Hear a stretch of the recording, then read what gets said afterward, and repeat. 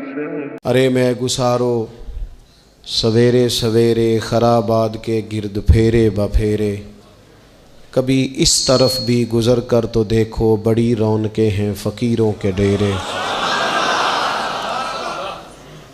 बड़ी तमन्ना थी कि बड़ी जगह हासिल करेंगे और बड़ा एहतमाम कर सकेंगे, लेकिन इंसान अपने रब के फ़ज़ल को ना शुमार कर सकता है, न गिन सकता है, न तोल सकता है। ज़ालिक फ़ज़लुल्लाह युतीही मन यशा। मेरे अज़ीज़ों, मैं और आप मुसलमान हैं, अल्लाह के घर में बैठे हैं, वज़ू के साथ आए हैं। ज़िंदगी हमसे पहले भी बड़े लोगों की गुज़र गई और फिर वक्त सिमट गया और वो कब्रों में चले गए। हम भी कितार में मौजूद हैं, कई लोगों का नंबर लग गया है, किसी वक्त भी किसी की भी बारी आ जाएगी। चंद एक ज़रूरी चीज़ें हैं, उनको अपने जहन में अच्छी तरह संभालें। सबसे पहले ये समझ लें कि अमल ज़िंदगी का हुस्न है। नेकी, परहेज़गारी, नमाज, रोज़ा, हज, ज़कात, खैरात, इखलाक, लेकिन जो निजात का दारो मदार है वो अमल पर नहीं, वो अकीदे पर है। अगर अकीदों में ख़राबी आ जाए, अल्लाह ताला की ज़ात के बारे में, रसूल पाक अलैहिस्सलाम के कमालात के बारे में, हुज़ूर अलैहिस्सलाम की तय्यब व ताहिर आले पाक के बारे में, या हुज़ूर के जमी सहाबा के बारे में किसी के अकीदे में कमी आ गई, मेरे नबी पाक अलैहिस्सलाम की ज़ात के बारे में हमेशा अपना अकीदा आला रखना, सुथरा रखना और अपने जहन में ये बात बिठा के रखना कि बाद अज़ खुदा बुज़ुर्ग तुई किस्सा मुख्तसर। कभी किसी शख्स की कमज़ोर बात के पीछे न चलना।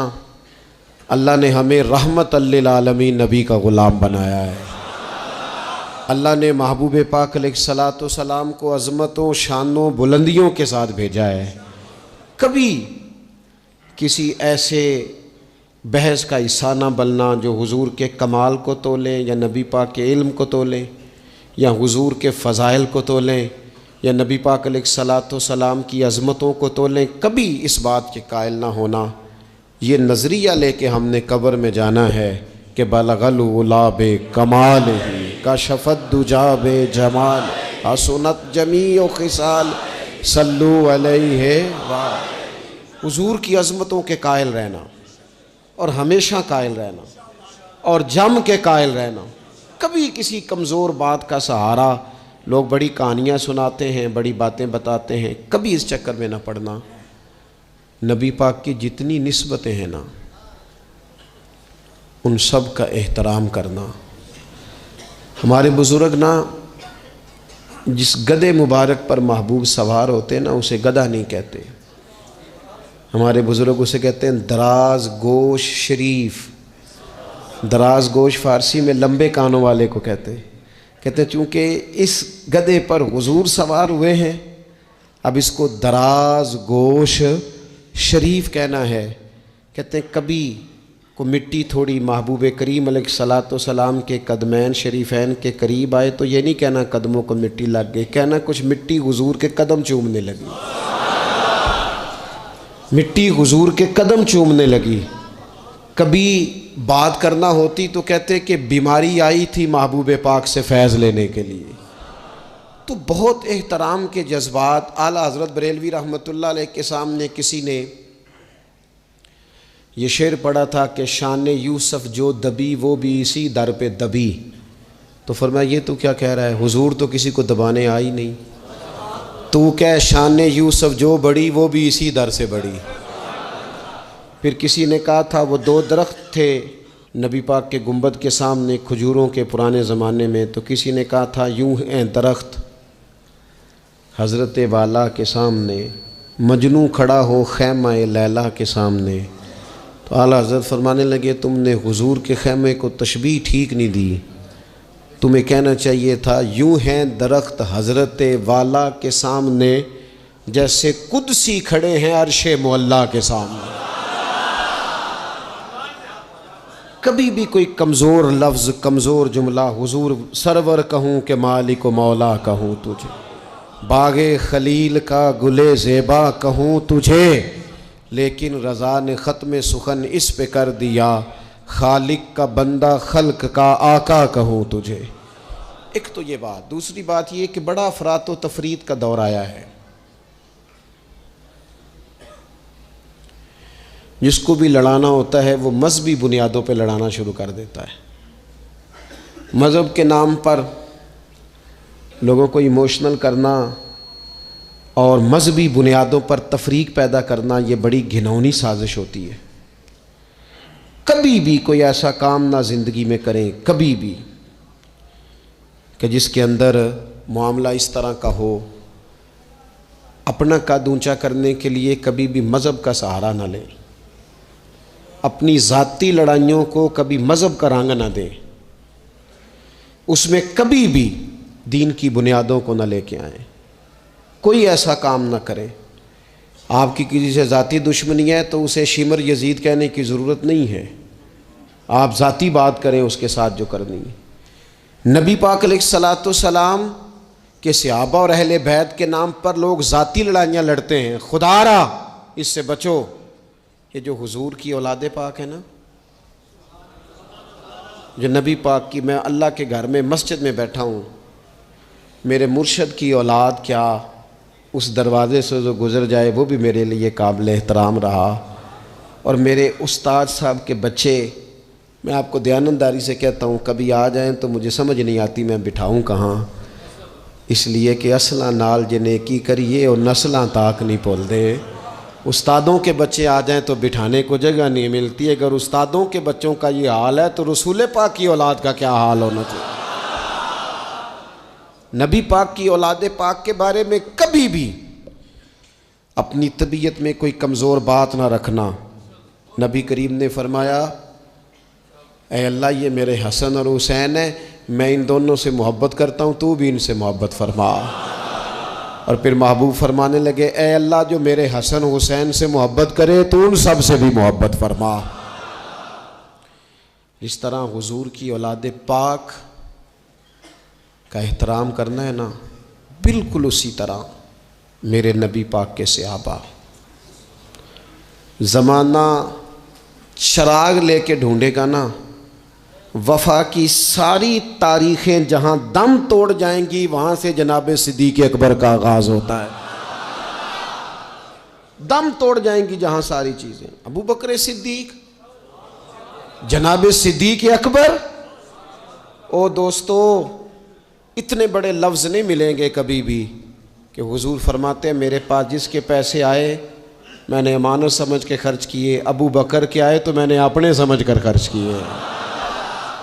हज़रत अबू बकर सिद्दीक़ की और फिर सैयदना फ़ारूक आज़म। आपने भी हदीस सुनी होगी, मैंने हुजूर ने फरमाया कि शैतान उम्र को देख के रास्ता बदल जाता है। पहले ये हदीस पढ़ा सुना करते थे, अब इस तरह का तजर्बा हुआ है कि बात ही खुल गई है। वो सिर्फ हज़रत उमर को देख के रास्ता नहीं बदलता, हज़रत उमर का नाम भी ले तो रास्ता बदल जाता है। हम यकीन करें, हमने लोगों को रास्ते बदलते देखा है। नाम ले ले हज़रत उमर का, शैतान रास्ता बदल गया। और सैयदना उस्मान गनी, पैक करे सिद्ध को सफ़ा, मंबाए शर्म हया, नूर की सरकार से पाया दुशाला नूर का, हो मुबारक तुमको ज़ुन्नूरैन जोड़ा नूर का।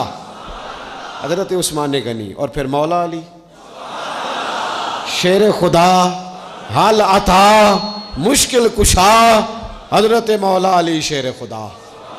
हुजूर ने बात ही ख़त्म कर दी। अलैहिस्सलाम ने फरमाया, अली दुनिया में भी मेरा भाई है, आखिरत में भी मेरा भाई है। हुजूर के जमी सहाबा, जमी सुन ले, जमी सहाबा बशमूल कातिबे वही सैयदना अमीर मुआविया रदी अल्लाह ताला अन्हु तक, जमी सहाबा हर एक का अदब, एहतराम और रूह और दिल से अपनी तबीयत में पैदा रखना। कभी किसी चक्कर में लोग आपको फ़लसफ़ा सुनाएंगे। फ़लसफ़ा तो लोग अब्बा के ख़िलाफ़ भी सुनाते हैं। फ़लसफ़े की रंग में तो लोग ये भी कहते हैं कि तेरा भाई तेरा असल में दुश्मन है। फ़लसफ़े में तो लोग बड़ी चीज़ें ले आते हैं, तो कि लोगों की कहानियाँ सुन के कभी चक्कर में ना पड़ना। अकीदे को मजबूत रखना। और दूसरी मैं आप हज़रात से गुजारिश करूँगा, अपनी ज़िंदगी से काम लें, अपनी ज़िंदगी को बामकसद बनाएं।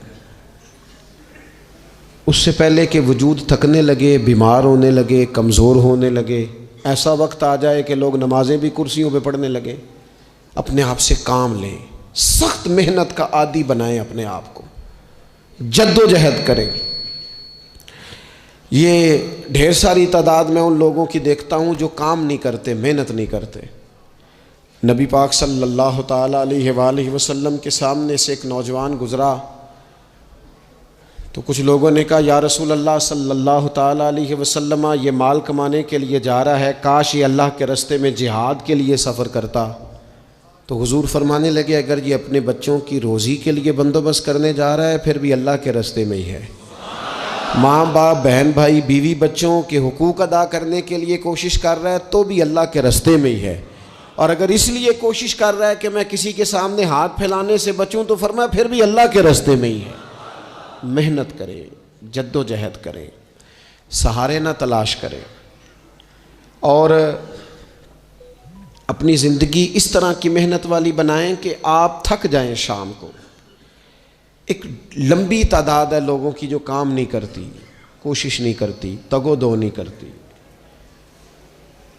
कोई भी आप किसी शोबे से भी वाबस्ता हैं, बजाय इसके कि दूसरे शोबे को ठीक करने की कोशिश की जाए, हम जिस शोबे में हैं हम उस शोबे में मेहनत करें, कोशिश करें। मैं इस नतीजे पे पहुंचा हूं कि जो टाइम इंसान बचाता है ना आराम के लिए, उस टाइम में बेपनाह सुस्ती उसे घेर लेती है। हम छोटे होते थे, बचपन में स्कूल से एक छुट्टी करते थे, फिर दूसरी करने को भी दिल करता था, दूसरी करते थे, फिर तीसरी करने को भी दिल करता था। गाड़ी उसी का नाम है जो चलती रहे, ड्यूटी उसी का नाम है जो हमेशा की जाए। ज़िंदगी में मुसलसल जद्दोजहद करेंगे, मुसलसल काम करेंगे, उसका नतीजा ये निकलेगा कि आप महसूस करेंगे कि आपका वजूद जो है वो बड़ी सलाहियतों वाला है, वो बेकार नहीं है। मुसलसल काम। आप अंबिया किराम अलैहिमुस्सलाम की ज़िंदगी देखें, सहाबा की ज़िंदगियाँ देखें, अहले बैत की देखें, औलिया अल्लाह की देखें, बुज़ुर्गान दीन की देखें। आप देखें कि उन्होंने काम कितना कितना बड़ा किया है। हम कभी उनको पढ़ते हैं तो हैरान हो जाते हैं कि यार इतने मुख्तसर वक्त में इतना ज़्यादा काम तो मुमकिन ही नहीं। आला हज़रत रहमतुल्लाह अलैह ने 1000 किताब लिख दी। इमाम बुखारी ने पूरी दुनिया में घूम कर अहादीस जमा करके एक जगह पे इकट्ठी कर दी और फिर उसूल वज़ा कर दिए हदीस पाक के कि हदीस किस तरह कबूल की जाएगी। फिर उसमें फ़र्क कर दिया कि सही कौन सी है, मुतवातर कौन सी है, हसन कौन सी है, ज़ईफ़ कौन सी है, मौजू हो तो फिर उसके कायदे क्या हैं। इतना काम बुज़ुर्गों ने कर दिया। जद्दोजहद थी ज़िंदगी में, मुसलसल ड्यूटी करते थे। जब मुसलसल काम करते हैं ना, नबी पाक सल्लल्लाहु ताला अलैहि वसल्लम ने फरमाया, जो आदमी मेहनत करे, कोशिश करे और शाम को थक के सो जाए, अल्लाह उसके पिछले गुनाहों को माफ़ फरमा देगा। तो चलते रहें, जद्दोजहद करें, हिम्मत करें, कोशिश करें। कभी कभी यूँ होता है कि इंसान समझता है कि मैंने कोशिश तो की थी लेकिन यार ये मेरे कोशिश करने से कोई नतीजा नहीं निकला। आरिफ रूमी रहमतुल्लाह अलैह फरमाते हैं कि एक शहर ऐसा था जिसमें एक बीमारी बार बार हमला करती थी। तो 3-4 पहाड़ियाँ एक दूसरे के ऊपर थी, इकट्ठे पहाड़ बने हुए थे, उसके ऊपर वो जड़ी बूटी थी जिससे उस बीमारी का इलाज होता था। तो कई हकीमों ने बताया कि अगर वो जड़ी बूटी हासिल कर ली जाए तो तुम्हारे शहर के लोग सेहतयाब हो सकते हैं। पर वो 4 पहाड़ियाँ ऊपर नीचे और फिर ढलान बड़ी सीधी थी, जो पैर रखता फिसल जाता, कोई जुर्रत ही न करता ऊपर जाने की। लेकिन लोग बीमार थे, तकलीफ़ में थे। बिलाखर एक शख्स ने इरादा किया कि कब तक लोगों को बीमारी से सिसकते, तड़पते, मरते देखता रहूँगा। उसने कुल्हाड़ा उठाया, हथौड़ा उठाया, पहाड़ काटना शुरू किया कि मैं सीढ़ियाँ बनाऊँगा ऊपर जाने के लिए। फरमाते हैं कि वो पहाड़ काट रहा था तो जो करीब आते थे ना, वो उसे कहते थे, पागल हो गया तू अकेला बंदा कैसे पहाड़ काटेगा। बेवकूफ़ है, छोड़ दे। उसने कहा यार तुम साथ नहीं चल सकते तो हौसला शिकनी तो ना करो, मुझे कुछ करने तो दो। सालों लग गए, एक पहाड़ काट के सीढ़ियाँ बनाई उसने, फिर दूसरा पहाड़ शुरू किया, फिर सालों लग गए और 2 पहाड़ काटे थे, बुढ़ापा आ गया, बीमार हो गया, मौत का वक्त आ गया। अब चूंकि सीढ़ियाँ बन गई थी तो 2 पहाड़ कट गए थे, वहाँ तक लोग आने जाने लगे थे। ऐन उस वक्त जब वो दुनिया से जा रहा था, फिर भी कुछ लोग हौसला शिकनी कर रहे थे, उसे कह रहे थे खुदा के बंदे क्या नतीजा निकला। कुछ लोगों की ड्यूटी होती है अपोजिशन का किरदार अदा करना, और हर मौके पर हौसला शिकनी करते हैं। अब उस पर आखिरी वक्त आ गया है, बावजूद उसके कुछ लोगों ने जाके कहा क्या नतीजा निकला जी, तेरे ऊपर मौत का वक्त आ गया है, तू ऊपर तक तो जा नहीं सका, फ़ायदा क्या हुआ। वो कहने लगा बेवकूफ़ो तुम्हें पता ही नहीं मैं कामयाब होके जा रहा हूँ। उन्होंने कहा किस तरह। कहने लगा मैंने आधा सफ़र आसान कर दिया है, अब जो मेरे बाद आएगा ना उसे सिफर से नहीं शुरू करना पड़ेगा, मैंने आधा सफ़र उसके लिए आसान कर दिया। वो तीसरे पहाड़ से शुरू करेगा और 2 काटेगा तो जड़ी बूटी तक पहुंच जाएगा, लोगों को शिफा होने लगेगी अल्लाह के फजल से। हम पता क्या करते हैं, बिलखुसूस मेरे वतन का रिवाज ये है कि लोग आधा सफ़र भी आसान करने को तैयार नहीं, वो कहते नहीं सारा ही फलाना करेगा। जितने अंबिया दुनिया में आए ना मेरे दोस्तों, वो सारे कामयाब गए, लेकिन किसी के साथ 4 उम्मती, किसी के साथ 10, किसी के साथ 100, किसी के साथ 200, लेकिन नबी कामयाब गए। क्यों? कि अल्लाह ताला ने जो उनके ज़िम्मे ड्यूटी लगाई थी वो ड्यूटी उन्होंने पूरी जिम्मेदारी से सर अंजाम दिए। उस ड्यूटी में उन्होंने कभी कोई कमी दिखाई तो अपनी ज़िंदगी में जद्दोजहद करें, काम करें, बैठकर सिर्फ बात ना करें, तनकीद ना करें, बैठकर सिर्फ मनसूबा बंदी ना करें। और मेरे मुल्क में बिलखुसूस ये काम होता है, तबसरे करो, चैनल खोलो, तनकीद करो, अंदर की खबर लेके आओ, कोई कहानी सुनाओ, कोई नई स्टोरी बनाओ, लेकिन काम ना करो। बड़ी खूबसूरत बात की शायर ने, उसने कहा शिकवाए जुल्मत शब से तो कहीं बेहतर था, अपने हिस्से की कोई शम्मा जलाते जाते। लोग तालीम नहीं हासिल कर रहे तो भाई आप एक बच्चे का खर्च उठा लें, किसी गरीब का आप उसे पढ़ा दें, एक बंदा तो आपकी वजह से तालीम याफ्ता हो जाए। लोगों को खाना नहीं मिल रहा, भूखों मर गए लोग, हुकूमतें कुछ नहीं कर रही, आप 10 बंदों की जिम्मेदारी उठा लें, आप गरीबों को देख लें, 10 लोगों के घर में आप खाना पहुंचाना शुरू करें। और ये होता रहा है, लोग ये काम करते रहे, ये ड्यूटियां हमारे बुजुर्गों ने सर अंजाम दी हैं, 2-2 करके, 4-4 करके, 6-6 करके उन्होंने काम किया है। अपनी जिम्मेदारी का एहसास करें, मुसलसल काम करें, मुसलसल जद्दोजहद करें, मुसलसल ड्यूटी करें। और फिर मेरी तीसरी गुजारिश आपसे ये है कि जिस तरह आप अपने अपने घर में आपकी ज़िम्मेदारियां होती हैं और अगर आप ज़िम्मेदारी अदा नहीं ना करते तो एहतजाज होता है। माँ को टाइम नहीं देते तो माँ भी एहतजाज करती है, घर वाली को टाइम नहीं देते तो वो भी एहतजाज करती है, दोस्तों को वक्त नहीं देते तो वो भी उसका शिकवा करते हैं। तो आपके ज़िम्मे जितनी भी जिम्मेदारियां हैं, आप पढ़ाते हैं, क्लास में वक्त पे नहीं आते तो उसका इजहार किया जाता है। हमने अपने अपने ज़िम्मे जो जिम्मेदारियां ली हैं पूरी करते हैं। मैं आज आपको ये पैगाम देना चाहता हूँ कि एक एक ड्यूटी दीन की भी अपने ज़िम्मे लें, एक एक ड्यूटी, एक काम अपने ज़िम्मे ले लें। आप अपने अपने इलाके की मस्जिद में झाड़ू देने की ड्यूटी ले लें। आप ये जिम्मेदारी ले लें कि मुझसे कुछ नहीं हो सकता तो मैं हफ्ते के बाद मस्जिद में जाऊंगा और कुरान मजीद को मैं साफ़ करके, झाड़ पूंछ के, तरतीब के साथ मुरतब करूंगा। मुझे अगर नाजरा कुरान मजीद ठीक पढ़ना आता है तो मैं 10-11 बच्चों का रोज़ सबक सुनूंगा, आगे पढ़ाऊंगा।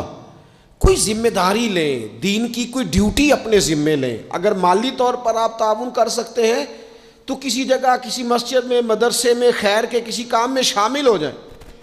दीन इस्लाम के साथ अमलन तबलीग में अपना काम करें। जिम्मेदारी हर दुनिया का काम मैनेज करके, मुरतब करके किया जाने लगा है। मईशत हो, मुआशरत हो, तामीरात हो, दीन का काम है वो उसी तरह चल रहा है। महफिल आ गई, बरकत के लिए महफिल कर लो, जुम्मा आ गया पढ़ लो, तरावी एक हाफिज साहब मुकर्रर कर लो। भाई आप इसको मैनेज करें, सारी दुनिया में चीज़ें मैनेज की जाती हैं, आप इसे मैनेज करें। आप खतीब साहब से फरमाइश करें कि मुझे आप जुम्मे वाले दिन इस मौजू पर कुछ सुनाएं। आप मस्जिद के इमाम से इस बात की फरमाइश करें कि आप तरावी में जो कुरान मजीद सुनाएंगे मेहरबानी करें हमें उसका खुलासा भी बयान करके सुनाएं। आप थोड़ी कोशिश करेंगे तो आप देखेंगे कि बयान करने वालों का भी ज़ौक़ बढ़ेगा। कुछ थोड़ी जिम्मेदारी का एहसास करें। सहाबा किराम ने ना बड़ी मनसूबाबंदी के साथ दीन फैलाया, बड़ी जद्दोजहद की। उन्होंने देखा किस इलाके में हमने जिहाद के लिए जाना है, किस में तबलीग के लिए जाना है, किस इलाके में किस तरह करके हमने ड्यूटी सर अंजाम। मिस्र में एक शहर है, उसका नाम है फुस्तात। वो कहते हैं घोंसले को, परिंदों के घोंसले को। हज़रत साद बिन अबी वक़ास रदी अल्लाह ताला अन्हु अपनी फ़ौजें लेके वहाँ गए थे। आपने वहाँ खैमा लगाया, कुछ दिन वहाँ क़याम करना था, आपका वहाँ खैमा था। वहाँ आके कबूतर बैठने लगे, एक कबूतरी ने अंडे भी दे दिए, वहाँ घोंसला बन गया। अब आप जब वहाँ से हिजरत करने लगे ना, आगे बढ़ने लगे, तो दिल में ख्याल आया कि खैमे उखाड़ते हैं चलते हैं। जब वो खैमे उखाड़ने लगे तो देखा ऊपर तो घोंसला बना है, उसमें तो कबूतर रहते हैं, उनके बच्चे भी हैं। हज़रत साद बिन अबी वक़ास ने 2 फ़ौजियों के ज़िम्मे लगाया, फरमाया यहाँ तुम पहरेदार बन के खड़े हो जाओ, ये खैमा उखाड़ा नहीं जाएगा, इसको यहीं लगा रहने देंगे ताकि ये कबूतर जो हैं इन्हें तकलीफ़ ना हो। वो 2 फ़ौजी वहीं रहे, खैमा लगा रहा, वहाँ पानी का बंदोबस्त किया जाता रहा, खुराक का बंदोबस्त किया जाता रहा। करीब करीब बस्तियों से जब लोगों ने देखा ना यहाँ लोग मौजूद हैं, तो लोगों ने वहाँ आके मकान बनाने शुरू कर दिए। वो एक परिंदे के घोंसले की हिफाजत के लिए कुछ देर 2 सिपाही रुके थे, अल्लाह ने वहाँ पूरा शहर आबाद फरमा दिया है। तो आप एक घोंसले की हिफाजत शुरू करें, इंशाअल्लाह शहर आबाद हो जाएंगे। लेकिन हम घोंसलों की हिफाजत करने को भी तैयार। अब चौथी बात आपकी खिदमत में अर्ज़ करनी है, एक ज़रूरी काम बड़ी बड़ी तवज्जो के साथ आपने समझना है। थोड़ा सा इसके पस मंज़र को समझ लें। जो आया करीमा मैंने तिलावत की है उसका हिस्सा भी इसी में आएगा। दुनिया का निज़ाम ना 2 तरीक़ों से चलता है, एक है निज़ाम असबाब और एक है निज़ाम गैब। एक निज़ाम असबाब से चलता है कि आग जलाती है, पानी ठंडा करता है, इंसान माँ बाप के मिलाप से पैदा होता है। दुनिया निज़ाम असबाब से चलती है और इसी तरतीब से निज़ाम आगे चल रहा है। और एक है निज़ाम गैब, जब अल्लाह अपनी रहमत का फ़ैसला फरमाए। तो एक निज़ाम वो भी है। वो कैसे है? आग जलाती है, लेकिन जब रब चाहे ना तो हज़रत इब्राहीम के लिए ठंडी हो जाती है। ये क्या है? ये निज़ाम गैब है। निज़ाम असबाब ये है कि माँ बाप के मिलाप से औलाद पैदा होती है, और अगर रब चाहे ना तो हज़रत ईसा अलैहिस्सलाम को बग़ैर बाप के भी पैदा फरमा देता है। हम जो मुसलमान हैं ना, हमारी सारी की सारी तवज्जो निज़ाम असबाब पे हो गई है। असबाब पूरे जमा करो, लेकिन अपने रब की बारगाह की तरफ रुजू भी करो। कई दफ़ा ना असबाब सारे बंदे के हाथ से छूट जाते हैं, फिर उसे ज़रूरत होती है दस्ते गैब की, अल्लाह उसकी मदद करे। जो आया करीमा मैंने कुरान मजीद की पढ़ी है, उसमें अल्लाह करीम ने फरमाया, या अय्युहल्लज़ीना आमनू तूबू इलल्लाहि तौबतन नसूहा। ऐ ईमान वालो, अपने रब की तरफ रुजू करो, अपने रब की बारगाह में तौबा करो, पर तौबा सच्ची करना। रुजू इलल्लाह करो, अल्लाह की तरफ रुजू करो। बाज़ौक़ात सारे निज़ाम ख़त्म हो जाते हैं, निज़ाम असबाब। उस वक़्त ज़रूरत होती है रुजू इलल्लाह की, कि निज़ाम गैब आए। हज़रत सारा रदी अल्लाह ताला अन्हा, जो जनाब इब्राहीम अलैहिस्सलाम की अहलिया हैं, आप एक रास्ते से गुज़र रही थीं। हज़रत इब्राहीम अलैहिस्सलाम आपके साथ थे। तो जिस रास्ते आप तशरीफ़ ले जा रहे थे उस रास्ते में बादशाह बड़ा जालिम था। वो माज़अल्लाह ताला सुम्मा माज़अल्लाह औरतों को गिरफ़्तार कर लेता और अपनी बदबातनी का सबूत देता। वहाँ से जनाब सारा गुज़री। मुस्नद इमाम अहमद बिन हम्बल से ये हवाला अर्ज़ कर रहा हूँ। हज़रत सारा को उसने गिरफ़्तार कर लिया। जब वो जनाब सारा की तरफ बढ़ने लगा तो अब वो जितने असबाब थे ना उस वक्त के वो सारे इख्तियार किए गए, लेकिन उस बादशाह से जान नहीं छूटी। जब वो बढ़ने लगा तो जनाब सारा ने फिर रब करीम की तरफ रुजू किया, मुसल्ले पे बैठ गई, कहने लगी मालिक अब तू ही करम फरमाने वाला है। आपने इस दर्द से दुआ फरमाई कि वो बादशाह ज़मीन पर बेहोश होकर गिरा और तड़पने लगा, करीब था कि वो मर जाए। तो हज़रत सारा फिर मुसल्ले पे बैठी और अपने मालिक की बारगाह में अर्ज़ करने लगी, मालिक अगर ये मर गया तो मुझ पे इल्ज़ाम आएगा कि मैंने मारा है, इसे मारना बेहोश ही फरमा। वो बेहोश हो गया। थोड़ी देर के बाद होश आया तो फिर आपकी तरफ बढ़ने लगा तो आपने फिर अल्लाह की जानिब रुजू किया। जब दोबारा रब करीम की जानिब रुजू किया तो फिर वो बेहोश हुआ। कई दफ़ा वो कोशिश करता, लेकिन आप जब अपने मालिक की बारगाह में हाथ उठाती तो बेहोश होकर गिर पड़ता। बिलाखिर आपसे माफ़ी भी मांगी, आपको आज़ाद भी किया। एक वक्त ऐसा आता है जब सारे असबाब जवाब दे जाते। हम मुसलमान मुल्क में रहते हैं, कुछ बातें बड़ी खूब हैं। मैंने देखा है कि डॉक्टर जब समझ आता है ना कि रिपोर्ट्स, अद्वियात, टेस्ट अब इस नतीजे पे पहुंच गए हैं कि शायद ये मरीज़ बचेगा ना, तो चूँकि मुसलमान मुल्क है तो मेरे वतन के डॉक्टर एक ख़ूबसूरत जुमला बोलते हैं, मुझे बड़ा पसंद है। वो ये नहीं कहते अब कुछ नहीं हो सकता, वो कहते हैं आप दुआ करें। क्या मतलब कि अब रुजू इल्लल्लाह का वक्त आ गया है। हमारे पास जो शऊर था, इल्म था, वो हमने खर्च कर दिया। अब टाइम है कि रुजू इल्लल्लाह करें, आप अल्लाह की बारगाह। ये बड़ा खूबसूरत जुमला है, अच्छी बातों का भी तो जिक्र करना चाहिए ना। ये खूबसूरत जुमला है कि आप दुआ करें। एक वक्त आता है जब दुआ की ज़रूरत होती है, दस्ते गैब की ज़रूरत होती है। नबी पाक अलैहिस्सलाम 313 को लेकर जब मैदान में आए थे तो ज़ाहिरी असबाब तो ये थे कि 1000 से मुकाबला कैसे होगा। तो फिर मेरे करीम ने पता क्या किया, हुजूर ने फिर रब करीम की तरफ रुजू फरमाया और फिर अल्लाह की मदद फरिश्तों की सूरत में आई। एक खातून थी हज़रत ज़ुनैरा रदी अल्लाह ताला अन्हा, ये सहाबियाँ हैं, ये मुसलमान हो गई। कुफार ने इन्हें मारा, तकलीफ़ थी, बड़ी अज़ियत से गुजरी, यहाँ तक कि इनकी बेनाई चली गई। जब नज़र आना बंद हो गया ना तो दौर था मक्के का, कुफार की औरतों ने माज़अल्लाह ताना दिया कि देखा ना लात व मनात, ये उनके बुतों के नाम है। माज़अल्लाह लात व मनात तेरी नज़र ले गए, अब तू क्या करेगी। तो उन्होंने जब ये ताना दिया तो जनाब ज़ुनैरा रदी अल्लाह ताला अन्हा ना ईमान, अकीदा, यकीन, तवक्कुल, अल्लाह की बारगाह की तरफ रुजू, सारे हौसले जमा करके कहने लगी चुप करो, अगर मेरा रब चाहेगा तो उसी तरह मेरी आंखें वापस लौटा देगा, पूरे तवक्कुल से। और फिर आपने दुआ मांगी, ऐ अल्लाह मेहरबानी फरमा, ये मुझे ताना देते हैं कि अगर तूने दिले मुस्लिम की दिल जोई नहीं तो ताना देंगे बुत के मुस्लिम का खुदा कोई नहीं। मालिक मेहरबानी फरमा। वो रुजू इल्लल्लाह किया, रात को सोई थी तो आंखों में रोशनी नहीं थी, जब सुबह उठी तो दोनों आंखों को अल्लाह ने रोशन फरमा दिया था।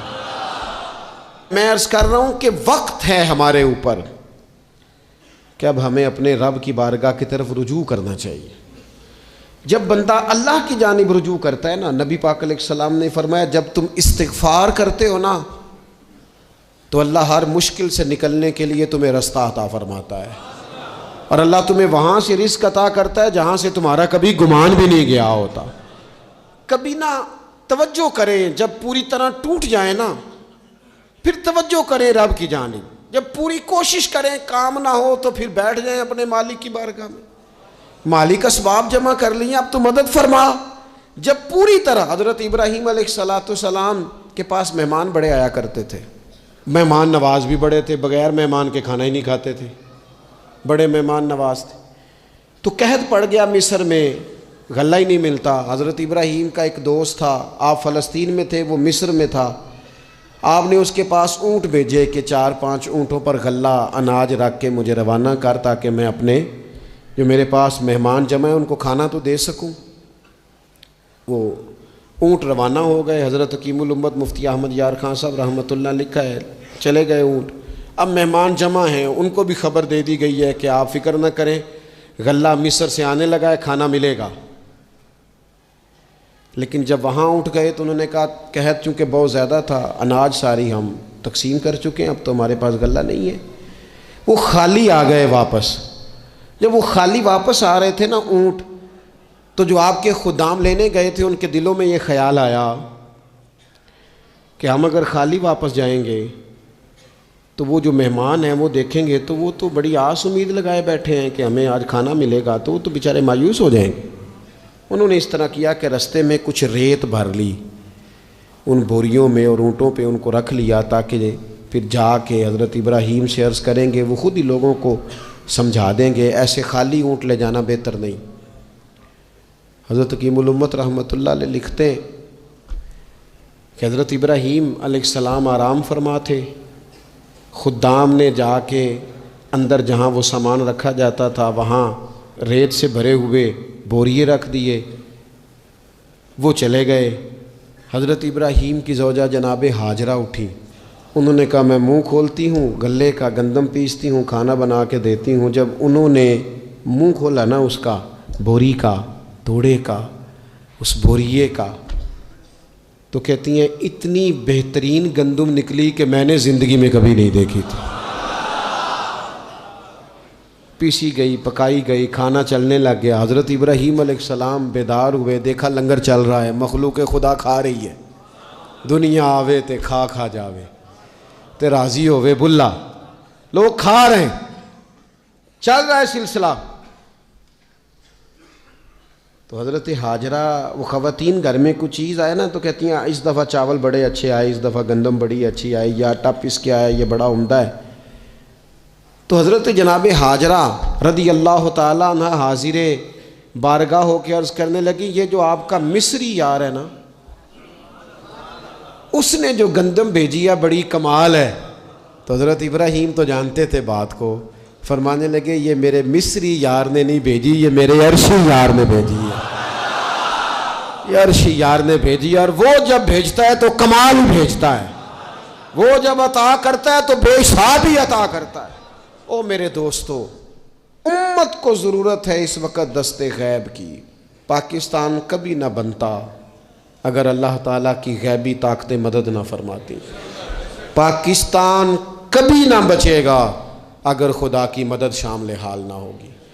हमें इज्तिमाई तौर पर रुजू इल्लाह करना है। हमारे जितनी इनफरादी मुश्किलात हैं, हम किसी तकलीफ़ में, दुख में मुब्तला हैं, अल्लाह की तरफ रुजू करें, अपने रब की बारगाह की तरफ रुजू करें। और जो हमारे इज्तिमाई मसाइल हैं उनमें भी अल्लाह की बारगाह की तरफ रुजू करें। जब हम ये रुजू करेंगे मालिक के हुजूर, तो फिर अल्लाह हमारे लिए रास्ते वाज़े फरमाएगा। ये रुजू किस तरह किया जाए? मैंने अपने साथियों के ज़िम्मे बिलखुसूस जो यहाँ खानका शरीफ से वाबस्ता हैं, वो अगर समझेंगे मैं हुक्म दे रहा हूँ तो इसको हुक्म समझ लें, और बाकी अगर अहबाब मेरी बहुत ज़्यादा दर्दमंदाना गुजारिश समझें तो ये मेरी गुजारिश समझ लें। 5 वक्ता नमाज के साथ कुछ थोड़ी सी इबादत रात की ज़रूर शुरू फरमाएं। 2 रकत हो जाए, लेकिन रात को तन्हाई में अपने रब की बारगाह में इबादत के लिए ज़रूर हाजिर। हज़रत अब्दुल्ला इब्न उमर रदी अल्लाह ताला अन्हु फरमाते हैं कि मगरिब की नमाज़ पढ़ के कुछ लोग घर चले गए, हम लोग बैठ गए कि थोड़ा सा तो टाइम है, इशा पढ़ के ही जाएंगे। फरमाते हैं अल्लाह के महबूब अलैहिस्सलाम भी तशरीफ़ ले गए। थोड़ी देर के बाद महबूब इस तेज़ी से तशरीफ़ लाए कि मुक़द्दस सांस फूला हुआ महसूस हो रहा था। हमने अर्ज़ की या रसूलल्लाह हमारे माँ बाप कुर्बान, क्या हुआ? तो महबूब फरमाने लगे क्या कर रहे हो? अर्ज़ की या रसूल अल्लाह, नमाज सोचा है चलो थोड़ा सा तो टाइम है, बैठते हैं अल्लाह अल्लाह करते हैं, शाह पढ़ के जाएंगे। तो महबूब फरमाने लगे मेरे पास जिब्रील अमीन आए हैं, उन्होंने आके अर्ज़ की या रसूल अल्लाह, आपके ग़ुलाम मस्जिद में बैठे हैं इशा की नमाज के इंतज़ार में, और रब फरिश्तों के सामने उन पर फ़ख्र फरमा रहा है। ये जो इबादत है ना नफली, ये ताकतवर करती है बंदे को। हुजूर फरमाते हैं कि जब बंदा नफल पढ़ता है तो अल्लाह फरमाता है फिर तो मैं उसके हाथ बन जाता हूँ, पैर बन जाता हूँ, आंखें बन जाता हूँ। क्या माना कि उसमें खुदाई ताकतें आ जाती हैं। दोस्त मुरीद भी होते हैं, सिलसिलों में भी दाखिल होते हैं, इबादात का मिजाज नहीं बनाते। कुछ नवाफल का जहन ज़रूर बनाएं, रात को कुछ टाइम ज़रूर अल्लाह अल्लाह करें, अपनी ज़िंदगी का इसे मामूल बना लें। और 3 वजीफ़े आपकी खिदमत में अर्ज़ करने हैं। सख्त मुश्किल जब आती थी ना तो सहाबा पढ़ा करते थे हस्बुनल्लाहु व निअमल वकील, निअमल मौला, पढ़िएगा हस्बुनल्लाहु व निअमल मौला व निअमन नसीर। इसका माना बड़ा खूबसूरत है, बिल्कुल सादा सा मुख्तसर सा माना करें ना तो इसका माना ये है मेरे लिए अल्लाह ही काफ़ी है, अल्लाह मेरा मददगार है, अल्लाह बेहतरीन मददगार है, अल्लाह बेहतरीन किफ़ायत करने वाला है। इस वजीफ़े को नहीं छोड़ें और इसके माना समेत इसको याद रखें। आप महसूस करेंगे तबीयत ताकतवर हो गई है, रूह ताकतवर होगी, इसको भूलना नहीं। और दूसरा आपसे अर्ज़ करना है कि आला हज़रत, चूँकि हम सिलसिला तरीक़त में फ़ाज़िल बरेलवी से वाबस्ता हैं और बाकी जितने भी लोग हैं सारे माशाअल्लाह उन्हीं से वाबस्ता हैं। आला हज़रत ना ला हौला वला कुव्वता इल्ला बिल्लाहिल अलीय्यिल अज़ीम पढ़ने की बड़ी फ़जीलत बयान करते हैं। ये ऐसा वजीफ़ा है जो सबको आता है ना माशाअल्लाह। नबी पाक अलैहिस्सलाम ने फरमाया ये अल्लाह के अर्श के ख़जानों में से ख़जाना है। आला हज़रत फरमाते हैं 99 दफ़ा पढ़ो ला हौला वला कुव्वता इल्ला बिल्लाहिल अलीय्यिल अज़ीम।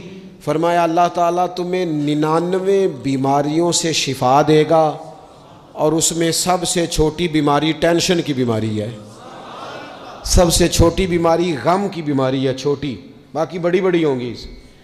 इस वजीफ़े को नहीं आपने छोड़ना और ये पाबंदी करनी है, करेंगे इंशाअल्लाह ताला। और तीसरा वजीफ़ा है दरूद पाक। ये बंदा दरूद पाक पढ़ता है तो पता होता क्या है, एक बार पढ़ो तो 10 रहमतें, 2 बार पढ़ो तो, 3 बार पढ़ो तो, 4 दफ़ा पढ़ो तो फिर तो चारों जानब रहमत ही रहमत हो जाती है। दरूद पाक को कभी ना छोड़ो अपनी ज़िंदगी में। आज आप अपने आप से अहद करें, कोई रात ऐसी ना गुजरे कि दरूद पाक पढ़े बगैर हमें नींद आ जाए। ये जहन बना, ये 2 वजीफ़े और तीसरा दरूद पाक। चौथी बात आपकी खिदमत में ये अर्ज़ करनी है कि रमज़ान शरीफ आ गया है। रमज़ान शरीफ का कुरान पाक से इसलिए गहरा ताल्लुक़ है कि शहरु रमज़ान अल्लज़ी उन्ज़िल फ़ीहिल कुरान, रमज़ान का वो महीना है जिसमें अल्लाह ने कुरान नाजिल फरमाया है। इस माह मुक़द्दस में कुरान मजीद के साथ इस तरह की दिलचस्पी पैदा करें कि जिनका नाजरा ठीक नहीं है वो कुरान मजीद नाजरा ठीक करें, और जिनका नाजरा दुरुस्त है वो कंजुल ईमान ले लें, ख़ज़ाइनुल इरफ़ान तफसीर ले लें, और एक रुकू कम से कम सुबह में, एक शाम में, और पूरा पारा पढ़ें, फिर तो लुत्फ़ नसीब हो जाएगा। थोड़ा सा ना दिलचस्पी पैदा करें कुरानी उलूम के साथ। बड़ी खुशकी है, बड़े शेर याद हैं, बड़ी कहानियाँ याद हैं, बड़ी बातें याद हैं, पर कुरान पाक के साथ हमारी वो दिलचस्पियाँ मौजूद। ख़ास ज़ौक़ पैदा करें कुरानी तालीमात के साथ।